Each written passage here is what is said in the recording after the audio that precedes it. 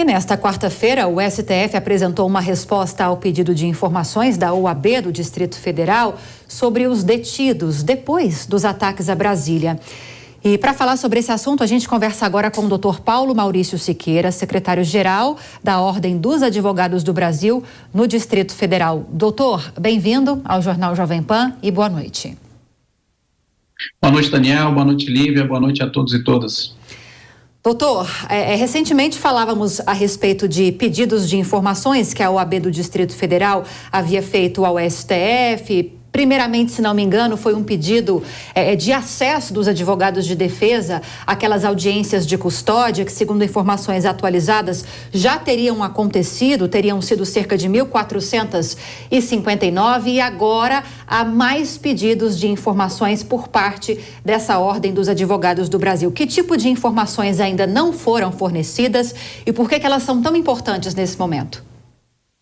O ABDF oficiou desde segunda-feira dessa semana o Supremo Tribunal Federal para que providenciasse as informações à advocacia e à sociedade acerca dos números dos respectivos processos que cada um dos custodiados vai responder, que também apresentasse informações relacionadas à forma que haverão as solturas que se esperava e que agora começaram a ocorrer as informações no dia de hoje, para que essa listagem fosse disponibilizada. E principalmente também questionamos o excesso de prazo, já que as audiências de custódia estavam acontecendo desde a terça-feira da semana passada e passados quase 10 dias de prisão de parte desse pessoal que estava preso desde domingo, não havia decisão por parte do ministro Alexandre de Moraes. Nós já tivemos as informações disponibilizadas, as decisões começaram a ser expedidas, os números dos processos, a forma do acompanhamento também foi especificado pelo ministro Alexandre de Moraes, e acredito que agora o trabalho acerca do acompanhamento dessas decisões vai ser facilitado, tanto para a advocacia como para a sociedade. Agora, doutor, como está ocorrendo a atuação da Ordem dos Advogados do Brasil em meio a esse processo? A gente sabe que são algumas unidades prisionais em Brasília que abrigam esses presos. Está havendo algum tipo de plantão dos advogados que fazem parte da Ordem dos Advogados do Brasil, do DF, nessas unidades? E também queria que o senhor atualizasse isso que a Lívia destacou na pergunta sobre aquela reclamação acerca das audiências de custódia. Aquilo foi normalizado? Os advogados estão participando de todas as audiências? Muitas ainda irão ocorrer até sexta-feira, né? A ABDF tem feito plantão desde segunda-feira da semana passada, todos os dias, tanto na Polícia Federal, no primeiro momento em que foram levados, como agora no sistema carcerário, na Colmeia, no caso das mulheres, e na Papuda, no caso dos homens, buscando viabilizar o serviço da advocacia. São dezenas de advogados atuando diariamente, fazendo visitas, atendimentos a esses custodiados.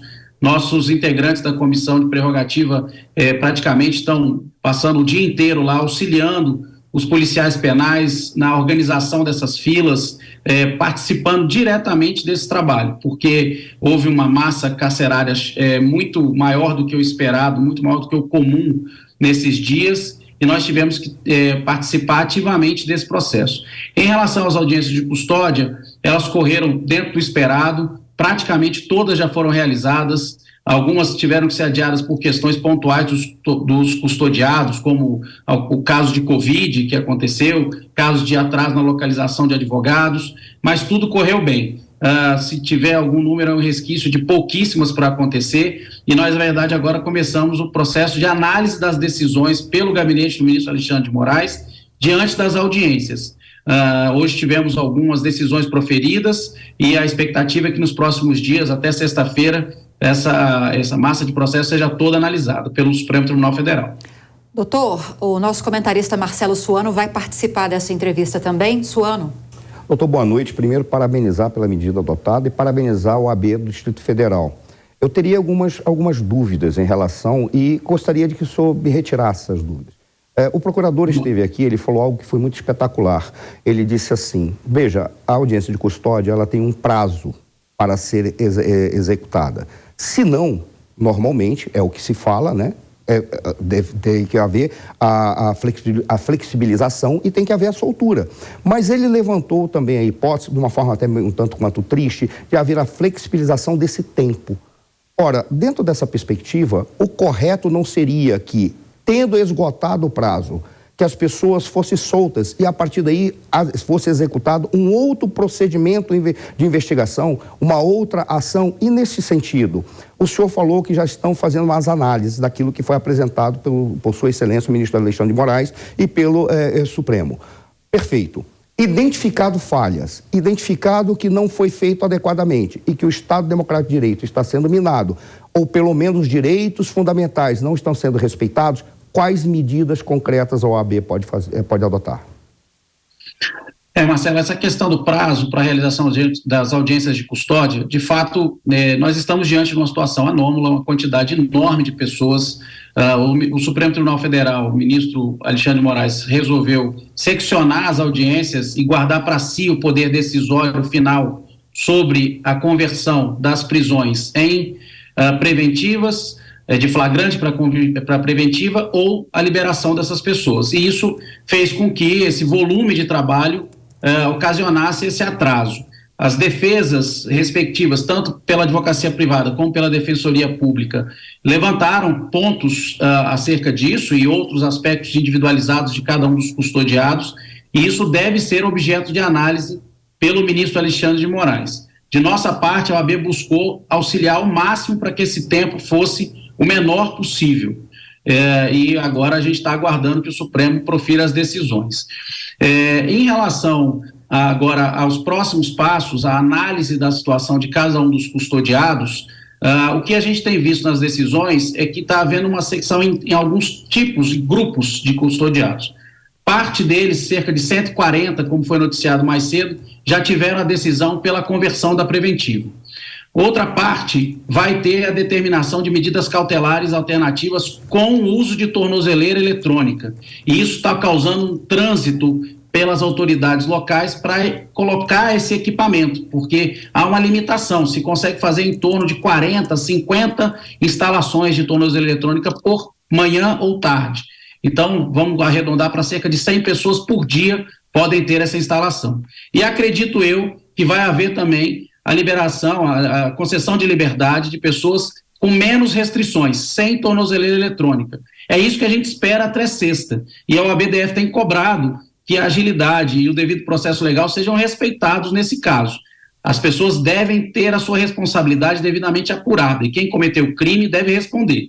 Mas em nenhum momento nós podemos deixar de resguardar o devido processo legal, o direito dessas pessoas de ter a sua defesa preservada. Agora, doutor, como que a OAB está acompanhando essa questão da superlotação do sistema carcerário no Distrito Federal? Sempre foi uma preocupação, e com um ingresso de mais de 1.000 presos nas penitenciárias, com toda certeza esse problema possivelmente tenha aumentado, né? E inclusive ontem a gente repercutiu com o nosso comentarista aqui a respeito da decisão do ministro Gilmar Mendes de acatar um pedido da Defensoria Pública do DF para liberar 85 presas que estão num regime semiaberto, estão indo para a penitenciária só durante a noite para acomodar mais de 500 presas, estou falando de mulheres, apenas nesse sistema carcerário. Como essa questão está sendo acompanhada pela OAB?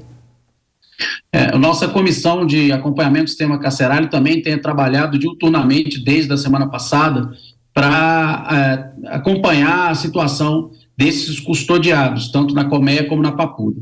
Na Colmeia, que é o presídio feminino, a situação é mais difícil, porque o espaço é limitado, é menor do que da Papuda, e houve mais dificuldade do Estado de gerir essa massa carcerária. Tanto que se justificou essa decisão do ministro Gilmar Mendes de liberar essas presas que já estão numa situação mais avançada dos seus regimes prisionais. Já estavam em semiaberto, já estavam em convivência com a sociedade, e excepcionalmente se determinou esse número de 85 mulheres poderem deixar de frequentar, de dormir no presídio, mas com monitoramento. Elas estão aguardando na fila para poder ter a instalação das tornozeleiras eletrônicas. Já na Papuda, a situação era menos grave porque havia espaço para comportar esses presos. De qualquer forma, há sim uma superlotação, ainda mais agora com essa situação, e nós temos cobrado as autoridades para prover a estrutura mínima e necessária para essas pessoas. Fizemos já várias visitas, várias inspeções, há relatórios expedidos mostrando dificuldades em relação à alimentação, provimento de materiais de higiene para as mulheres, principalmente, e nós estamos em contato direto com as autoridades para que as condições de direitos humanos sejam respeitadas aqui nos presídios do Distrito Federal. Pois é, doutor, o senhor chegou a mencionar aqui ainda nessa entrevista que a OAB está se debruçando agora, passado aquele período das audiências de custódia, para analisar os despachos e as decisões do ministro Alexandre de Moraes. Queria saber se o senhor tem condição de adiantar algum tipo de informação que os advogados da ordem aí do DF já levantaram, os ritos processuais estão sendo respeitados, alguma coisa importante para dividir com a nossa audiência? Deixa claro inicialmente que a OAB-DF não pode se imiscuir nos aspectos de defesa, isso tem que ser feito pelos respectivos advogados e pela Defensoria Pública quando não há assistência do advogado particular. O que nós temos feito é o acompanhamento das prerrogativas, dos direitos humanos, da forma que o rito tem sido aplicado.